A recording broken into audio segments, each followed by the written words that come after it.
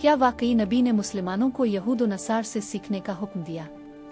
सुनी इस्लाम की मुस्तनद किताबों में इसराइलियत क्या है? जामे तिर्मिज़ी की हदीस 2669 में नबी करीम ने फरमाया, मुझसे पहुँचाओ और बनी इसराइल से रवायत करो, इसमें कोई हर्ज नहीं। इसराइलियत वो रवायात हैं जो यहूदी और ईसाई रवायात से इस्लामी किताबों में आई है। इमाम तिर्मिज़ी ने उन्हें वाज़े दर्जा बंदी के साथ शामिल किया। हदीस 1065 में ताउन को बनी इसराइल पर अजाब बताया गया। हदीस 3187 में हज़रत मूसा के असा और हज़रत सुलेमान की अंगूठी का जिक्र है। उलमा कहते हैं कि ये नसीहत और इबरत के लिए है, शरई अहकाम के लिए नहीं।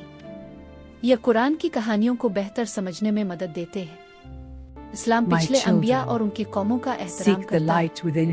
ये रवायात हमें अल्लाह के मुकम्मल पैगाम से जोड़ती हैं। मज़ीद मालूमात के लिए फॉलो करें। अपनी राय नीचे कमेंट करें। मुकम्मल वीडियो हमारे YouTube channel the missing dots पर देखें।